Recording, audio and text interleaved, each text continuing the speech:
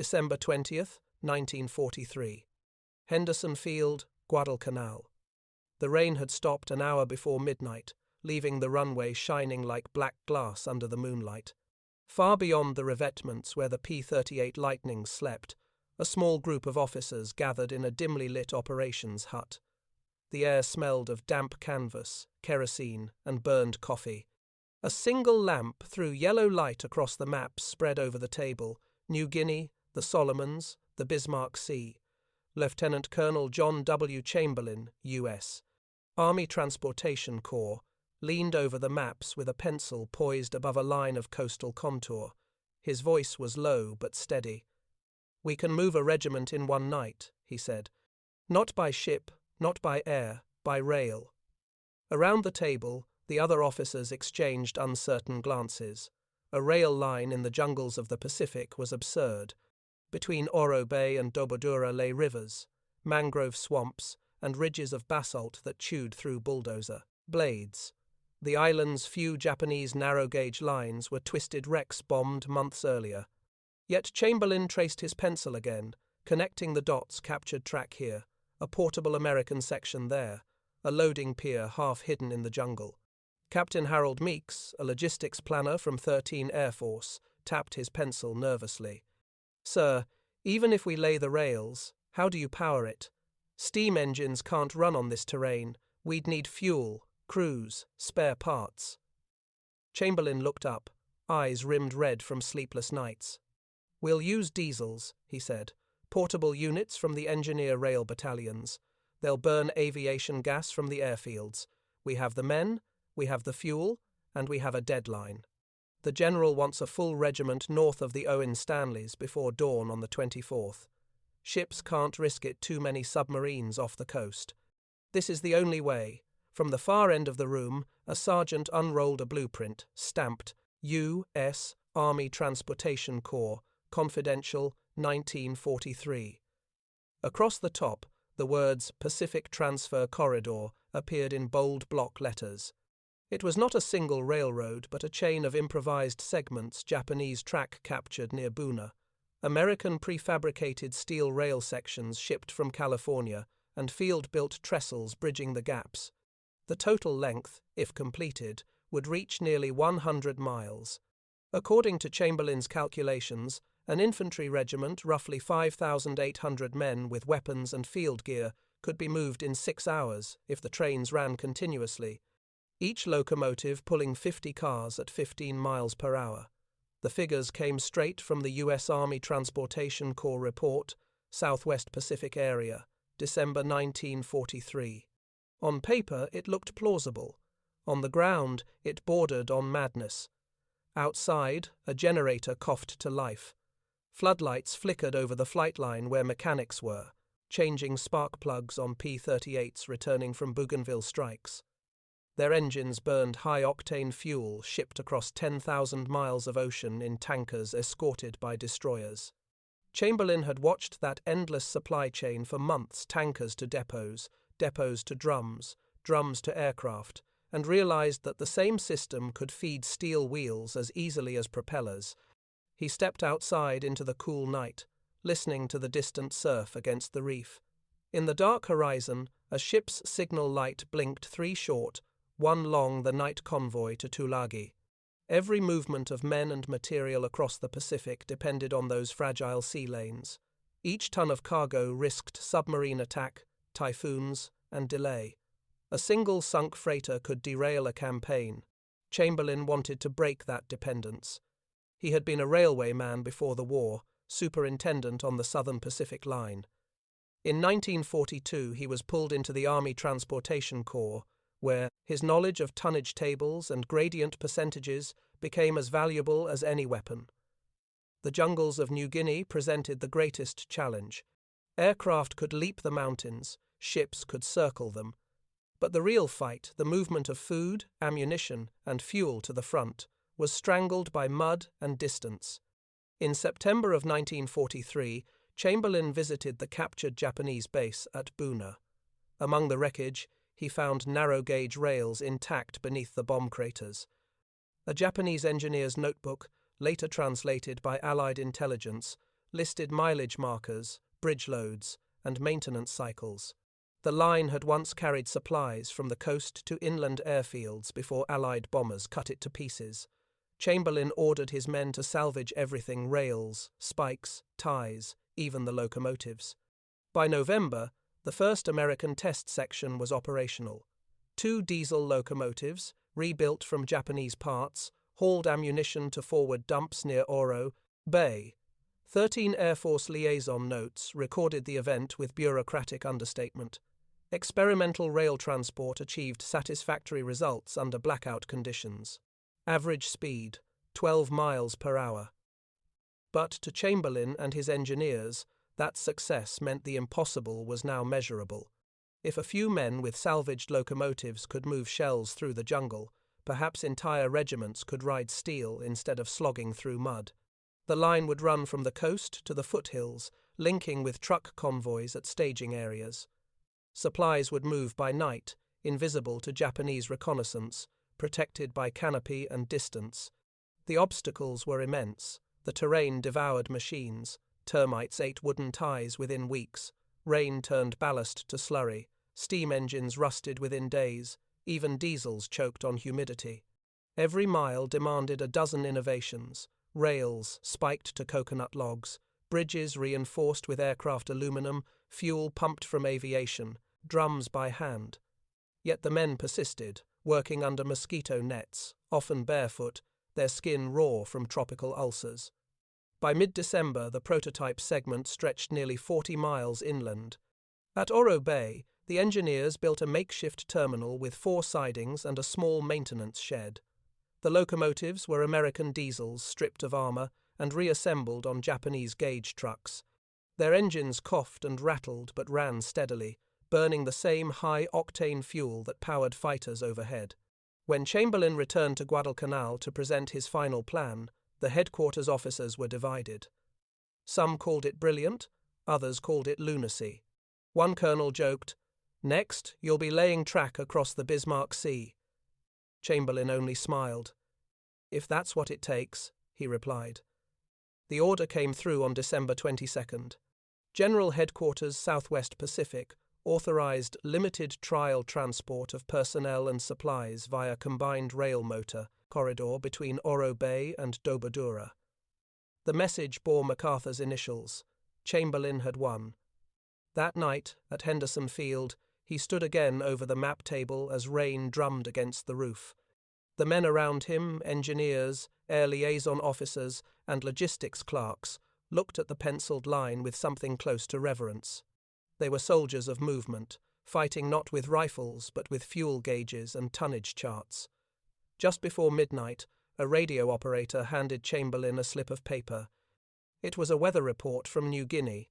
Ceiling low, visibility poor, perfect night for ghosts. Chamberlin folded the message into his pocket. Somewhere in the jungle, locomotives were already warming up.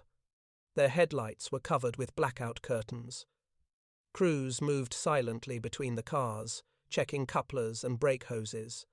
The air smelled of wet steel and diesel fumes. At 0100 hours, the first train's whistle blew one short note, swallowed by the rain. Then another, and another. From the coast to the mountains, the sound rolled through the jungle like distant thunder. By dawn, the line that shouldn't exist was alive, hundreds of freight cars clattering through darkness, carrying an army where no army had ever moved by rail. And as the first faint light touched the horizon over Oro Bay, the jungle swallowed them again, leaving only the echo of wheels on steel and the faint smell of diesel in the rain. January 5, 1944. Oro Bay, New Guinea. Rain came down in silver sheets, hissing against the tarps stretched over stacks of steel rail. Floodwater swirled around the boots of the engineers who worked by lantern light, laying ties on ground that felt more like sponge than earth. The Pacific's humidity turned every breath into steam. Each hammer strike sounded dull against the jungle's constant chorus of frogs and insects. Lieutenant Colonel John W. Chamberlin stood beside the muddy embankment, his khaki uniform soaked and plastered to his frame. Around him, the men of the 814th Engineer Aviation Battalion drove spikes through rail joints cut from salvaged Japanese track. They worked without complaint, sleeves rolled, skins slick with rain and sweat. The smell of creosote and diesel hung thick in the air. What had begun as an impossible idea on Guadalcanal was becoming reality, an army railroad built from the wreckage of two empires. The Americans had captured more than 70 miles of Japanese narrow-gauge rail along the New Guinea coast, much of it bent, bombed, or half buried in swamp. Yet, to Chamberlin's engineers, it was treasure. Every salvaged length was cleaned, straightened, and relayed. What they lacked, they made. Trestles out of coconut trunks, switches carved from aluminum aircraft struts, couplers reforged from tank armor. Sergeant Milton Dorsey kept a small field journal, now preserved in the U.S. Army Transportation Museum. His entry for that night read, "The rain never stops. We lay track that disappears under the mud by morning, then we lay it again. The colonel says the trains must run before the moon turns full. No one laughs anymore." By late January, the first locomotive arrived, a Japanese diesel captured intact near Buna, its kanji stenciling still visible under a coat of olive drab paint. The engineers nicknamed it Tokyo Rose. It was joined by two American 20-ton portables flown in by C-47 transports, their sections disassembled and packed into wooden crates. The men reassembled them under canvas, using P-38 starter motors as winches to lift the engine blocks. When the diesels finally roared to life, their sound rolled through the valley like thunder. From a distance, the project looked like chaos rails vanishing into jungle, men waist-deep in mud, trucks stuck axle-deep, cranes improvised from palm trunks and pulleys. But to Chamberlin it was order taking shape. Every foot of steel laid was a line drawn through impossibility. The 13 Fighter Command liaison notes from February 1, 1944, record a short observation. Construction of inland rail corridor proceeding at rate of 1.5 miles per day despite weather and terrain. Supply throughput exceeds forecast by 20%. Enemy reconnaissance unaware of operation. That last phrase, enemy reconnaissance unaware, was everything. The line ran under the cover of jungle canopy. Locomotive headlights were covered by blackout hoods, their beams reduced to slits of amber light. Engines burned aviation fuel, producing less smoke than coal. That night, the trains moved in silence, except for the rhythmic clatter of steel wheels. From the air, even by moonlight, they vanished. Japanese patrols stationed inland heard rumors of American ghost trains. One captured diary from the Japanese 4th Air Group, translated after the war, contained the line, "At night we hear the sound of wheels and horns where no road exists. The enemy moves as if on invisible rails." By mid-February, the engineers had linked the first major depots, Oro Bay to Dobodura. The run covered almost 80 kilometers through terrain once considered impassable. Each trestle bridge bore a plaque hammered from aircraft aluminum stamped U.S. Army Rail Section, Pacific Transfer Corridor. At the Oro Bay terminus, Chamberlin's headquarters operated from a small bamboo hut with a telephone line running through the rafters. He tracked tonnage on a chalkboard, ammunition, food, and fuel barrels marked in neat columns. Every night the figures grew 500 tons, 900, 1,200. The line had begun as an experiment. It was now moving the lifeblood of an army. The most dangerous work was bridge construction. The engineers built them under constant threat of air raids, working by torchlight. Corporal Raymond Coker remembered, "You could hear the bombs far off, but we never stopped hammering." The colonel said a stopped hammer meant a delayed division. By March, the first troop cars were ready, flat cars with wooden benches, roofs of corrugated tin, sides open to the wind. They were crude, but they rolled. Chamberlin stood on the platform of the lead car one evening as the first transport departed. The soldiers aboard waved and cheered as if it were a parade. He checked his watch, 1,800 hours. By midnight they would be halfway to the mountains. Each mile completed proved a new truth. Logistics was warfare. The Japanese still held the high ground, but the Americans were conquering distance itself. The trains carried not just men and material, but time, the one resource the enemy could never replace. In late March, the line reached the edge of the Owen Stanley foothills. The engineers celebrated with a single bottle of warm beer divided among 10 men. Chamberlin toasted them quietly. "Gentlemen," he said, "tonight we've done what the President's textbooks said couldn't be done. We've built a railroad out of war." That night, the locomotives rested under canvas, their engines ticking softly as they cooled. The men slept beside the track, their boots lined up like sentinels. Beyond the jungle, the faint rumble of surf echoed from the distant coast. Somewhere in the dark, a single whistle blew low, drawn out and mournful. By dawn, the mist lifted to reveal a ribbon of steel cutting through the green wilderness, gleaming wet in the morning sun. It was more than a supply line. It was a promise, a road through chaos, built by hands that refused to stop. And when the first freight train of the day rolled out of Oro Bay, its headlights shrouded, its cars filled with rations and ammunition, it moved not as an experiment, but as the heartbeat of a new kind of war machine, an army riding on rails through the jungle's silence, unseen, unstoppable, and entirely American. April 18th, 1943, 0500 hours. Dobodura airfield lay under a low blanket of rain. Engines growled in the dark like caged animals. On the runway stood 18 P-38 Lightnings of the 339th Fighter Squadron, their propellers turning in synchrony beneath blackout shrouds. Ground crews moved silently with flashlights hooded in red celluloid. The men knew nothing of the target beyond one word written on the operations board: vengeance. Behind the airfield, hidden beneath camouflage netting and banana trees, stood the railhead of the Pacific Transfer Corridor.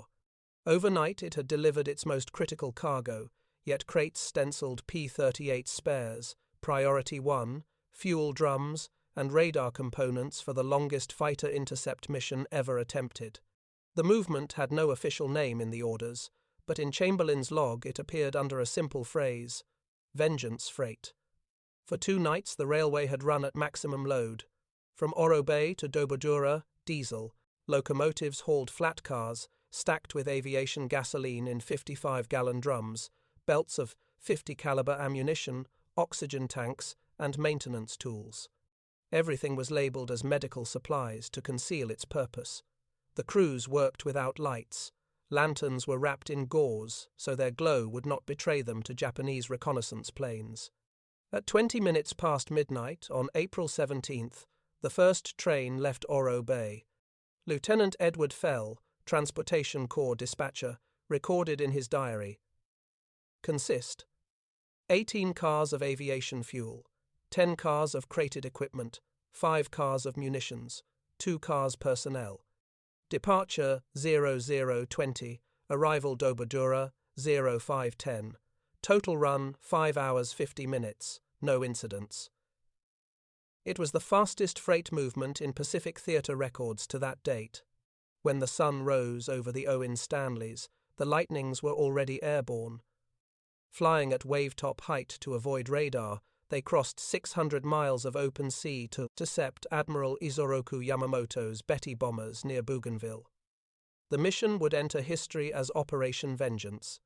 Its success depended as much on Chamberlin's railway as on the pilots who pulled their triggers. Without the overnight delivery of fuel and spare engines, the P-38s could not have launched the 6-hour round trip. The 13 Fighter Command debriefing reports later listed precise figures. Each aircraft carried 325 gallons internal fuel, plus 2 drop tanks of 165 gallons each. Every drop had been pumped through hoses connected to drums arriving by rail less than 12 hours before. The same trains brought 4 new Allison V12 engines and replacement superchargers flown in from Australia, crated in pine and marked with false inventory codes. Chamberlin watched the takeoff from the rail depot platform, standing in mud up to his boots. He saw the silver shapes lift through cloud and disappear toward the north. Beside him, Captain Meeks from 13 Air Force exhaled through his teeth. "If they make it back, you've just built yourself a legend," he said. Chamberlin answered quietly, "We're not building legends, Captain. We're building time." Hours later, radio static crackled across the Dobodura control tower. The message was brief and coded. Target sighted. Mission successful. Returning. Words spread across the base like electricity. Admiral Yamamoto, architect of Pearl Harbor, was dead. Few of the airmen knew that a train in the jungle had made their mission possible. That evening, as the Lightnings taxied in, the railway crews worked through another downpour, loading spent ammunition casings and damaged parts for return to Oro Bay. Chamberlin recorded in his logbook, "Line functioned beyond expectation. Throughput 2,400 tons in 48 hours. 0 casualties. Enemy unaware." While the pilots celebrated their victory, the engineers ate cold beans under the boxcars and listened to the rain. For them there was no headlines, only tonnage and schedule. But in the files of the U.S. National Archives, cross-referenced under both the Transportation Corps and the Air Force Historical Research Agency, a single typed annotation links the two operations. Railway Supply Corridor enabled forward staging for long-range intercept mission, April 18. In the weeks that followed, the line became the artery of the Southwest Pacific. Every night, trains moved under the trees carrying aviation fuel, field rations, and men. The Japanese never bombed it. They never found it. Captured documents later showed that Imperial intelligence believed American forces were using a fleet of special submersible barges to move supplies along the coast. The idea of a railroad in the jungle was unthinkable. By May of 1943, Chamberlin's crews had extended sidings toward the foothills, building maintenance depots and fuel pumping stations. The operation was still officially classified temporary field transport. In reality, it had become a permanent supply network stretching from the beaches to the front lines. Japanese intercepts began noting a pattern they could not explain. Allied units appearing inland faster than trucks or airlifts could account for. One intelligence report to Rabaul described enemy reinforcements arriving as if carried by a train through the forest. Chamberlin's men read that intercept months later and laughed. They knew the truth. They were the train through the forest. Every sleeper laid, every bolt tightened was a stride forward for the entire army.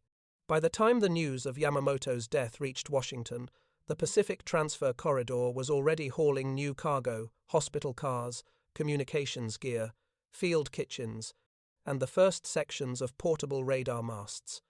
It was no longer a secret experiment. It was a weapon.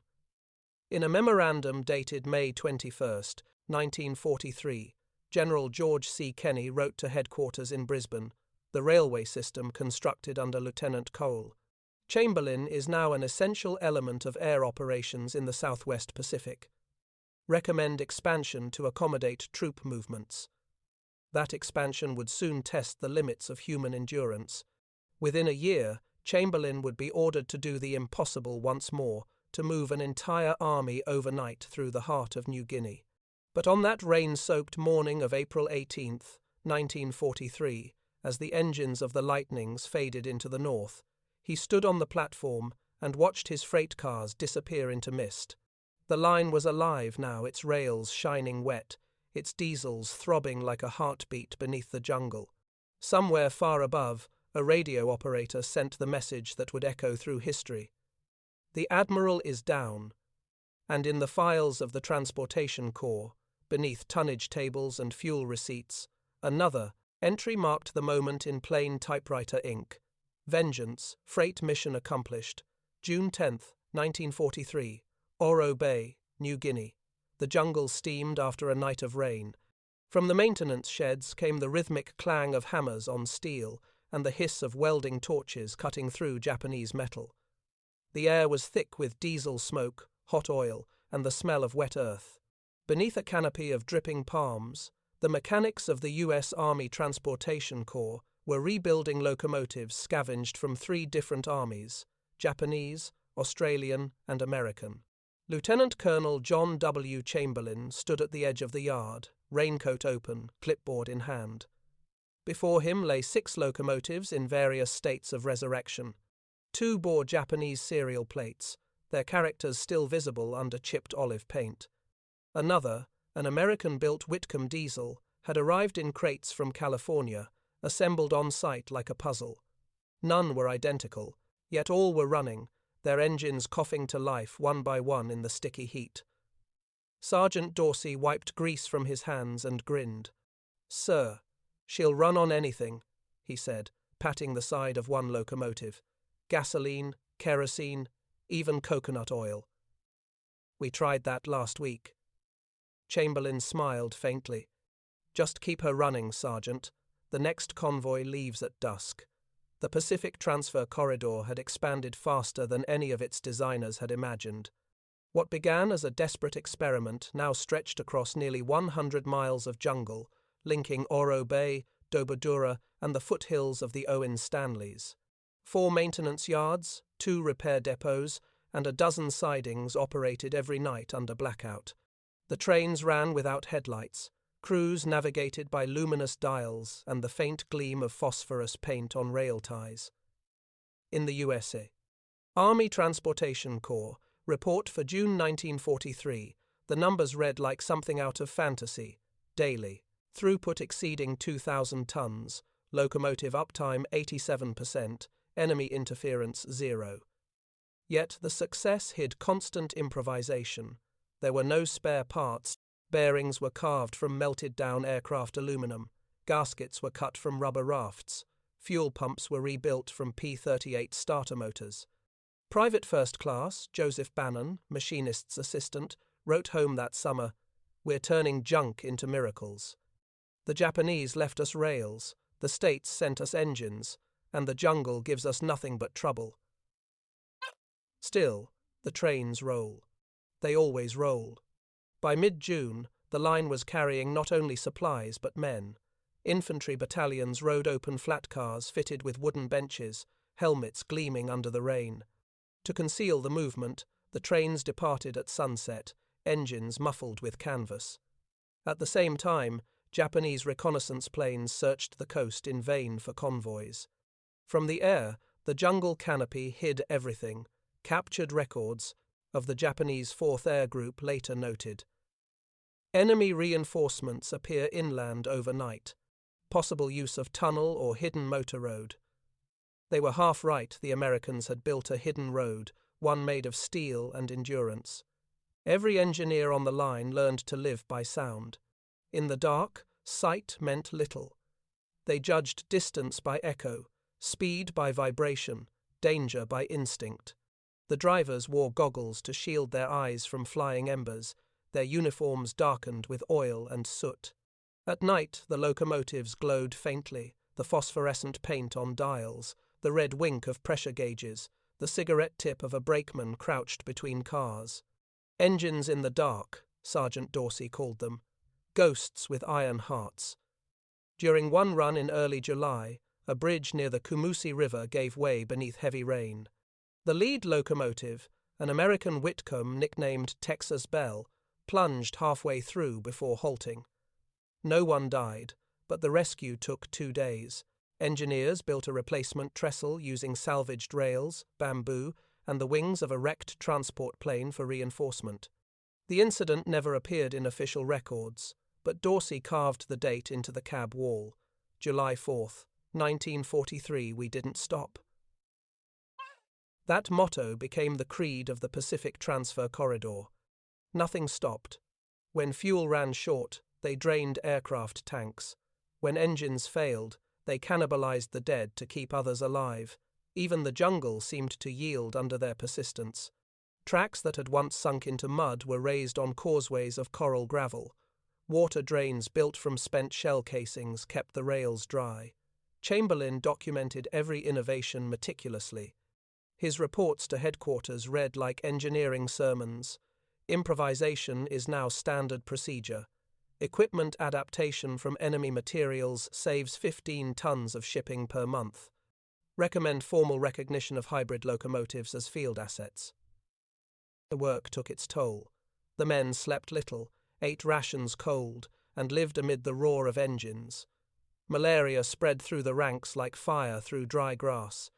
Chamberlin himself suffered recurring fever but refused evacuation. "If the trains can run with broken parts," he told the medical officer, "so can I." By August, word of the secret railway had reached General MacArthur's staff. A liaison officer arrived by jeep, mud spattered to his chin, carrying a sealed envelope. Inside was an order authorizing the line's expansion northward toward Leh and the Huon Gulf. The new section would support the upcoming offensive, a massive movement of troops and armor that had to happen without alerting Japanese intelligence. Chamberlin studied the map in silence, tracing the route with his finger. "They want to move a full regiment in one night," he said finally. "Through the mountains." The officer nodded. "They say it can't be done." Chamberlin closed the folder. "Then we'll do it." That evening, as the sun sank behind the palm ridge, the locomotives came alive one by one. Their engines growled, pistons clattering, exhaust rising in pale ghosts against the stars. Crews climbed aboard, checked oil gauges, and signaled with muted whistles. Across the jungle, the line pulsed with motion trains laden with ammunition, medical stores, and men bound for battlefields still hidden by mist. To anyone standing in the dark, the sound was like a heartbeat, steady, relentless, alive. Engines in the dark, driving forward through a war that depended not on glory, but on movement. The jungle swallowed the sound as quickly as it came, leaving only the scent of hot diesel and the faint tremor of steel fading into the distance. The Pacific Transfer Corridor was no longer a secret experiment. It was the silent bloodstream of an advancing army, a network of iron veins pumping war through the heart of the jungle, one train at a time. March 18th, 1944, 1900 hours, Oro Bay lay under blackout. From the coast to the mountains, a thin line of fireless light glimmered where lanterns had been hooded in tin and diesel engines waited for orders. It was the largest single movement of men and materiel attempted in the Southwest Pacific. To everyone involved, it felt like conjuring. Lieutenant Colonel John W. Chamberlin stood at the dispatch tower that rose above the jungle like a signal mast. He looked down on a valley alive with soundless activity crews coupling freight cars, mechanics checking oil with flashlights wrapped in cloth, guards walking between trains, whispering names of destinations instead of shouting them. 142 locomotives, 2 400 cars, more than 18,000 tons of cargo, and nearly a full division's worth of soldiers were about to move through the night on rails that had never been tested at such strain. At 1940 hours, the first whistle sounded a low moan that barely reached beyond the palm line. Chamberlin marked the time in his log. Convoy 1 departed, load 600 tons, destination Dobodura. One by one, the rest followed until the jungle itself seemed to tremble with motion. The order had come directly from General Headquarters: deliver the entire 32nd Infantry Division to forward staging areas by dawn, unseen, unheard, unrecorded.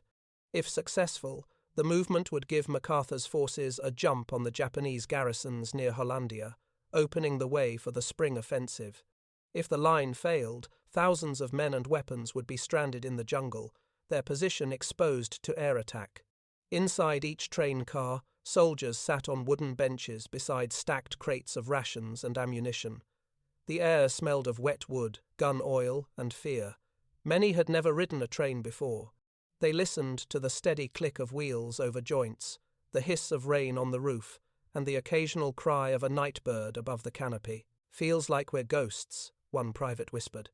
At the front of every column, road engineers who knew the track by heart, men who could read gradients in darkness and feel by the pulse of the engine whether they were climbing or coasting.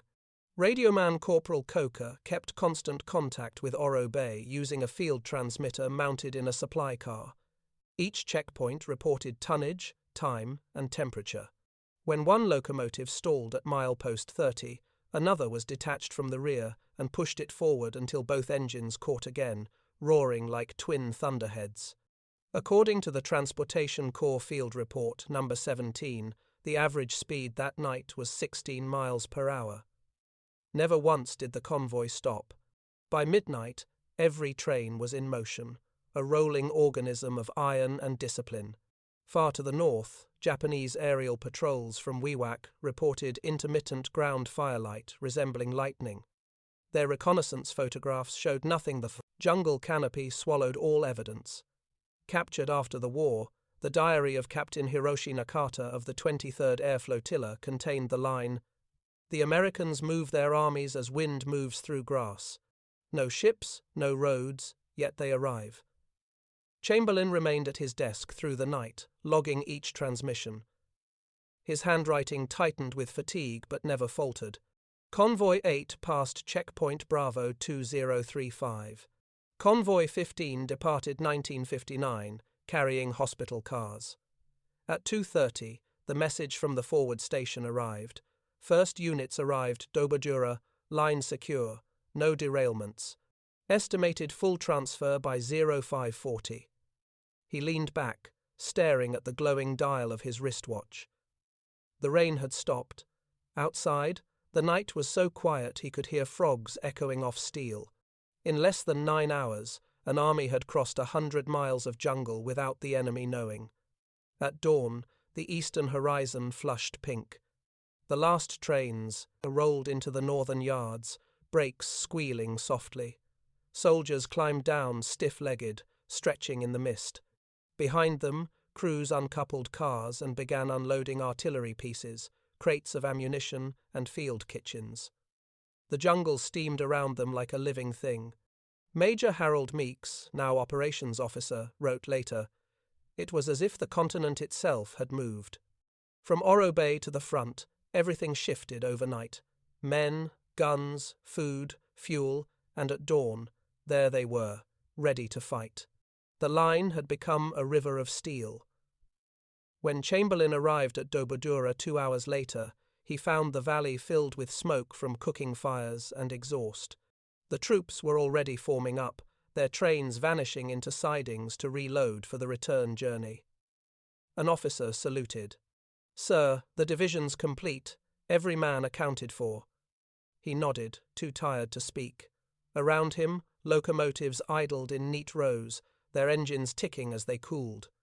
Rainwater dripped from the eaves of the maintenance sheds. The men of the rail battalion lay asleep wherever they could, on sandbags, on car steps, even inside empty coal bins. The official report, filed 3 days later, was spare in language. Operation Night Freight executed March 1819. Total men transported, 15842. Equipment, 2180 tons. Ammunition, 900 tons. Casualties, none. Detection, none. Duration, 8 hours 35 minutes. What the report did not say was that the success changed the course of the campaign. With the division in place, MacArthur's forces struck Hollandia weeks ahead of schedule, catching the Japanese unprepared. That evening, Chamberlin walked the yard one last time. The rails still glistened from rain, stretching northward until they vanished into jungle shadow. The locomotives waited, silent, as if listening for the next command. He placed a hand on the warm metal of one engine and murmured, "We built a ghost, and tonight it came alive." Then he turned toward the sound of distant surf. Behind him, the rails caught the first light of morning and shone like a thread of silver drawn tight across the heart of New Guinea, proof that in war, movement itself could be a miracle. October 2nd, 1944, Leyte Gulf, Philippines. The rain came sideways, whipped by the edges of a typhoon that churned beyond the horizon. On the beachhead, U.S. Navy landing craft groaned against surf while bulldozers clawed at soaked sand, carving roads for the endless parade of trucks, cranes, and crates. But behind that spectacle, invisible to enemy eyes and barely recorded in official histories, a hidden network pulsed through the Pacific. The railroad that should not have existed now stretched across 4 islands, moving mountains of war material with clockwork precision. Lieutenant Colonel John W. Chamberlin stood on the observation ridge overlooking Leyte's new supply depot. Below him, diesel locomotives painted jungle. Green crawled like patient beasts along temporary rails that vanished into canvas-covered tunnels. From there, rails connected to portable docks where cargo arrived straight from Liberty ships. The system linked the sea to the heart of the invasion, the U.S. Strategic Bombing Survey, Pacific Theater would later summarize it dryly. Total tonnage moved by field rail systems, 1943 to 45, 5,300,000 tons. Losses, negligible. But the numbers hid what Chamberlin and his men had done. They had built an arsenal, not of factories, but of movement, a machine of invisibility. Every locomotive, every rail joint, every coupler had a story. The engines came from everywhere. Whitcombs from Illinois, Baldwins from Philadelphia, even two repaired Japanese diesels that once hauled ammunition for the enemy. They ran on anything that burned aviation gas, coconut oil, even kerosene when supplies ran thin. Engineers built their own refineries, using oil drums welded into stills, producing enough fuel to keep the line alive when convoys were delayed. By mid-October, the invisible railroad was operating on 3 levels: coastal transport between docks and depots, inland lines supplying airfields and artillery, and elevated narrow-gauge routes cut into the foothills.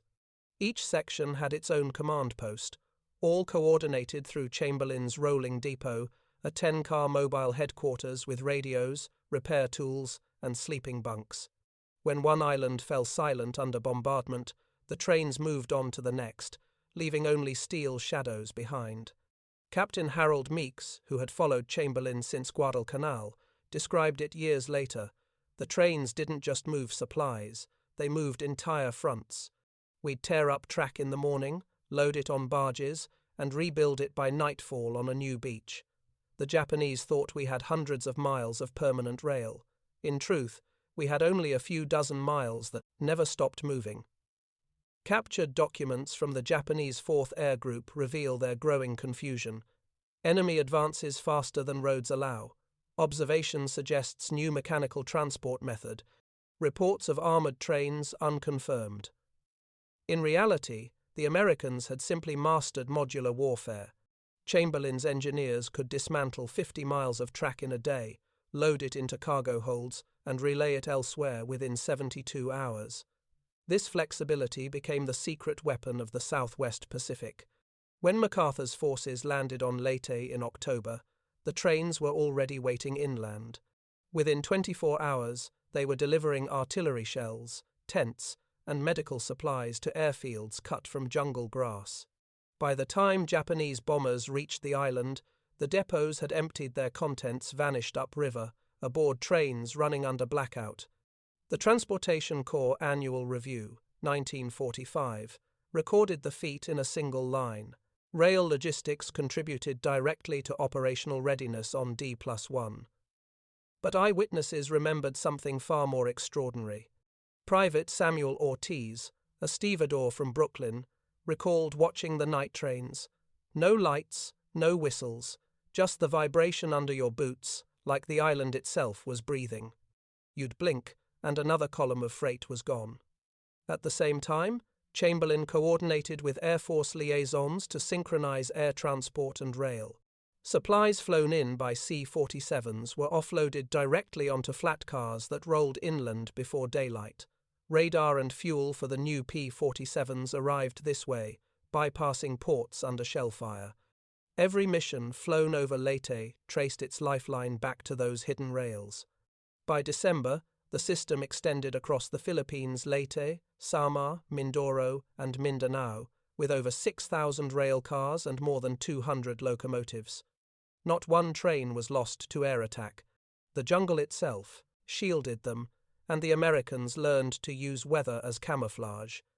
When monsoon storms grounded aircraft, the trains surged forward, moving more tonnage in a single typhoon week than entire convoys could deliver in a month.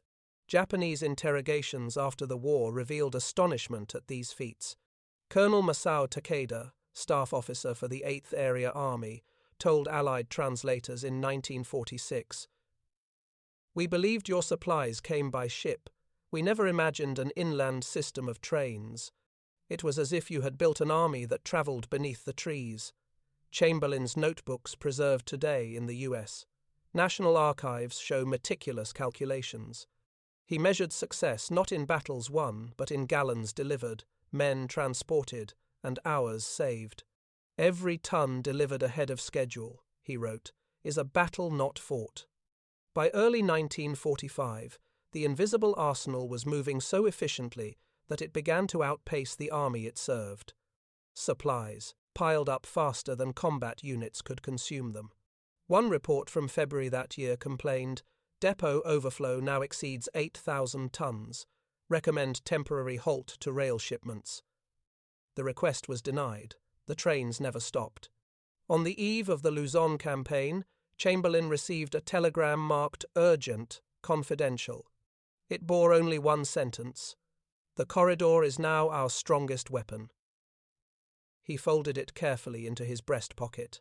To him, it was never about the rails or the engines, but about what they represented, American adaptability turned into strategy. That night, he walked the rail line alone. The jungle around him pulsed with the sound of cicadas. In the distance, a train moved like a river of shadow, its muffled diesel thrum carrying across the valley. For a moment, the jungle flickered with reflected light, steel wheels glinting, couplers sparking faintly in the rain. He thought of Guadalcanal, of that first meeting under a leaking tent, of maps drawn by lamplight, and the phrase, "move an army in one night." The miracle had multiplied beyond imagining. The trains were no longer just transport. They were proof that industry, when wedded to imagination, could make the impossible routine. The invisible arsenal of the Pacific did not roar like a battleship or soar like a bomber. It whispered through the night on hidden rails, carrying the weight of a nation's will. By dawn, Chamberlin returned to headquarters, his boots coated in mud. Behind him, the jungle trembled once more with motion. Somewhere in the darkness, the next train whistled low, soft, and certain as the United States moved another invisible army toward victory. March 25, 1945. Luzon, Philippines. The war in the Pacific had entered its final, fevered months. American forces pushed north through the shattered plains, their tanks grinding across bridges that had once carried Chamberlin's trains. The invisible arsenal had done its work too well. The front now moved faster than any single rail line could follow. Still, deep in the jungles of Leyte and Mindoro, the locomotives kept running, hauling ammunition, food, and fuel to airfields that hummed with the sound of victory. In a commandeered schoolhouse near Manila, Allied translators sat across from captured Japanese officers.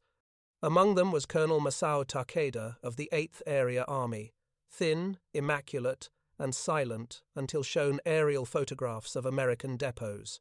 He studied them for a long moment before saying through an interpreter, "We did not believe such supply was possible." His voice carried no bitterness, only bewilderment. "We thought you were like us, that every shell fired meant another ration lost, but your soldiers eat, fight, and waste as if the earth itself produces for them." The interrogations, preserved today in the Allied translator and interpreter section reports, 1945 to 46, reveal a single theme repeated by nearly every captured officer: disbelief. They had measured American strength in divisions and ships, never in logistics.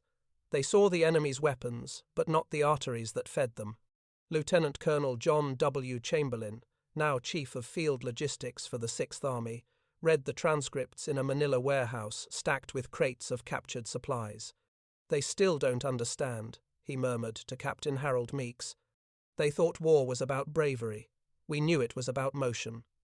The Japanese military, trained in the romantic ideal of sacrifice, had waged war through endurance.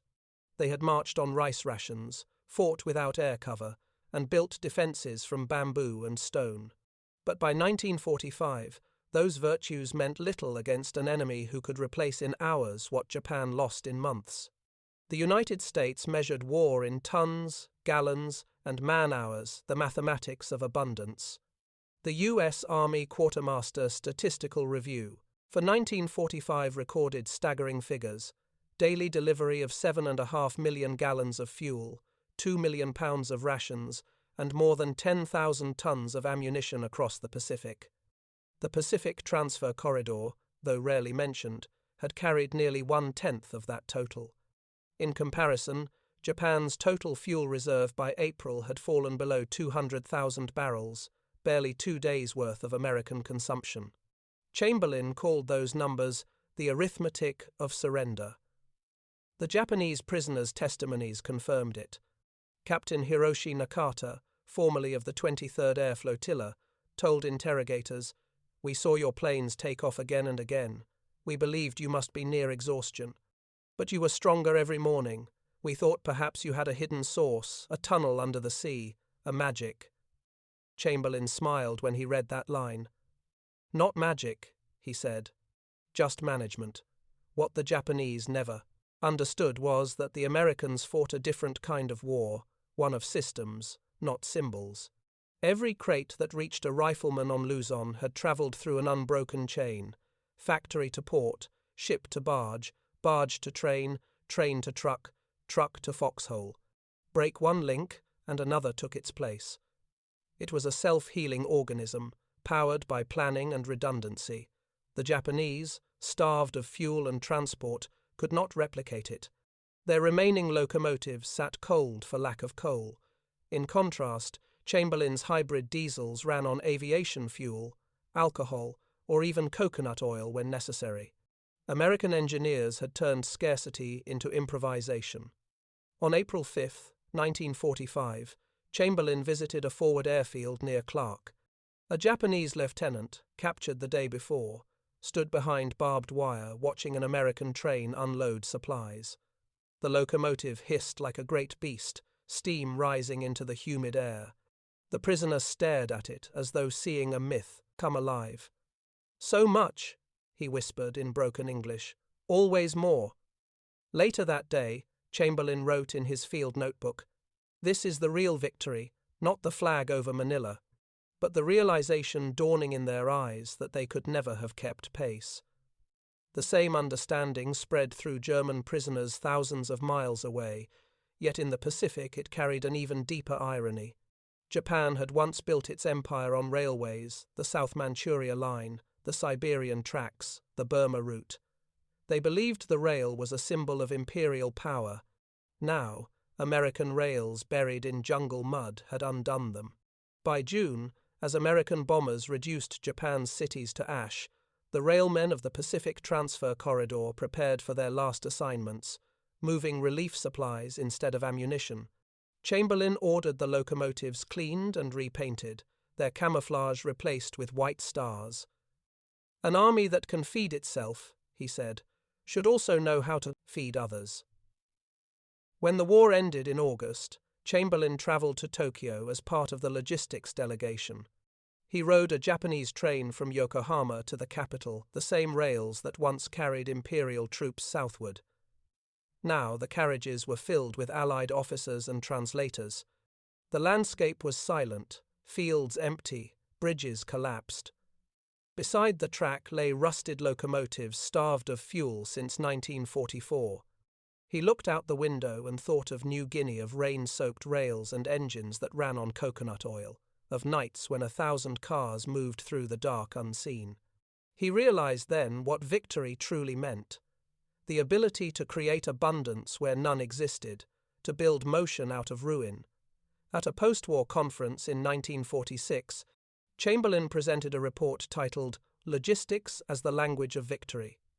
He ended it with a single line that summarized the Pacific War better than any map or medal: "They fought for honor, we fought with engines." In the decades that followed, Japanese industry would rebuild itself upon the very principles they had failed to see: efficiency, standardization, relentless motion. Yet those lessons were born not in factories, but in the humid jungles of the Pacific, where American trains ran without headlights, where rain turned to steam on iron, and where the sound of victory was the steady rhythm of wheels on hidden rails. What the Japanese never understood during the war became their revelation afterward: that power was not measured in courage or ceremony, but in the quiet, ceaseless movement of supply, the hum of engines in the dark, carrying a world forward. August 15th, 1945, 0800 hours, the war was over. Across the Pacific, sirens wailed, church bells rang, and soldiers who had expected to die that week sat stunned beneath palm trees, listening to the impossible announcement crackle through field radios. Japan had surrendered. But on a muddy stretch of rail near Bay, Leyte, the men of the Pacific Transfer Corridor were still at work. Trains did not celebrate. They arrived on schedule. Lieutenant Colonel John W. Chamberlin stood at the main siding, watching as a freight locomotive hissed to a halt. Its black paint was streaked with rain, its iron sides dented from years of service. On the flat cars behind it lay the last freight of the war medical crates, rice sacks, and a handful of passengers. Filipino civilians returning to their villages for the first time in years. Chamberlin raised his hand in farewell as the conductor signaled departure. When the wheels began to turn again, he felt something loosen inside him. The war that had begun with destruction was ending with movement homeward. That same week, in Tokyo Bay, the Japanese delegation prepared to sign the surrender aboard the battleship Missouri. Aboard the ship's manifest, a single note marked Transportation Section, Advisory Only listed. Chamberlin's name. He declined to attend. The war's end isn't on a battleship, he told Captain Harold Meeks. It's in the last train that doesn't have to carry ammunition. By September, demobilization orders reached the Southwest Pacific. Trains that had hauled regiments and rockets were now loaded with letters, food, and displaced families. Engineers who had worked 3 years without leave began dismantling their rails. Each section was lobbed, tagged, and stacked. Within 2 months, the jungle reclaimed the corridors, vines coiling over ballast, roots splitting sleepers, silence closing around the tunnels of steel. When American survey teams arrived the following year, they found almost nothing. The bridges had collapsed. The depots were gone. Locomotives had been stripped for scrap by locals who needed metal for tools and fishing boats. The jungle had devoured the rest. Even the maps were gone. Chamberlin had ordered most destroyed before withdrawal. He wanted the line to disappear like a ghost. In 1962, at the U.S.-Japanese Aviation History Symposium in Honolulu, a grey-haired Chamberlin stood before an audience of veterans, engineers, and historians. His hair had thinned, his hands trembled slightly, but his voice was still steady. His presentation bore the same title he had written in the final wartime report, The Pacific Transfer Corridor, A Study in Motion. He spoke for 40 minutes, reading from yellowed notes. "We built no monuments," he said. "Our victories left no ruins. We built a road of steel that vanished behind us. Every mile we laid disappeared when it was no longer needed. That was the beauty of it. Mobility without footprint."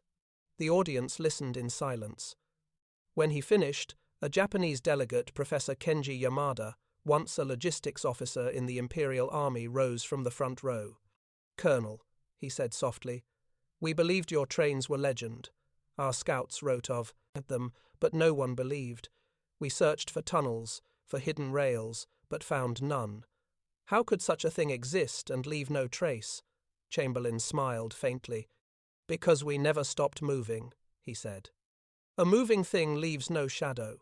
2 decades later, in 1985, veterans gathered again, this time at a reunion in Hawaii for the Pacific Theater engineers. They met in a hotel ballroom overlooking Pearl Harbor, where the sun glinted off water once black with smoke. Photographs lined the tables, trains on trestles, men in mud-streaked uniforms, locomotives camouflaged with palm fronds. Chamberlin was gone by then, buried in Arlington beneath a simple stone that read John W. Chamberlin, Transportation Corps, U.S. Army. That night, as the veterans swapped stories, Sergeant Dorsey, white-haired and stooped, unrolled a faded photograph. It showed a column of freight cars winding through jungle, mist rails gleaming wet, headlights covered, steam blending, into the trees. In the lower corner, handwritten in pencil, March 1944, the night of 1,000 cars. He passed it around the table. "You know," he said, "we never took another picture after that one. The colonel said if anyone ever found the line, it meant we'd done it wrong. It was supposed to vanish." The men nodded. They had spent their youth building something meant to disappear. Yet even in absence, its presence endured. When post-war Japan built its first high-speed rail lines in the 1950s, several engineers had studied American field manuals translated from Chamberlin's reports. The same modular construction principles, the same portable rail concepts, reappeared in the blueprints of the Shinkansen. The invisible line through New Guinea had become the ghost ancestor of every modern rail that crossed the Pacific. At the National World War II Museum in New Orleans, one exhibit holds a single artifact from Chamberlin's railroad, a rusted aluminum plate stamped U.S. Army Rail Section, Pacific Transfer Corridor, 1943. It was found by a local farmer near Oro Bay, half buried in red earth. The inscription beneath the glass reads, "Part of a field line used to move supplies through the New Guinea jungles. Exact route unknown." Visitors often pause before it, puzzled. How could an entire railroad, hundreds of miles long, thousands of cars strong, vanish almost completely from history? The answer, historians say, lies in its very purpose. It was never meant to be seen. It existed only in motion, a bridge of time that dissolved once crossed. Every few years, expeditions venture into the New Guinea highlands, searching for remnants of the line. They find fragments, a spike here, a rusted wheel there, but never a continuous track. The jungle has done its work. The corridor remains a rumor, an echo in the earth. And yet, among the men who built it, memory endures. At reunions, they still speak of the sound that only those who were there can describe: the heartbeat rhythm of steel wheels in rain, the faint glow of gauges in the dark, the low whistle of engines running without light. In those moments, the train returns not in smoke or steel, but in remembrance. They can still see Chamberlin standing on the platform, rain dripping from his cap brim, clipboard under one arm, shouting over the thunder, "Keep her running!" And somewhere, in the endless jungle of their minds, the rails still gleam under moonlight. The locomotives roll again through palm and mist, silent as breath, carrying not weapons now but memory itself, the last ghost convoy of a war built on motion. The Pacific Transfer Corridor had vanished, yes, but like all things that once carried the weight of history, it never truly stopped. For even now, when the wind moves through the jungle, locals say they sometimes hear it, the distant hum of engines in the dark, the whisper of wheels on unseen rails, and the echo of a voice calling through the storm, "All aboard!"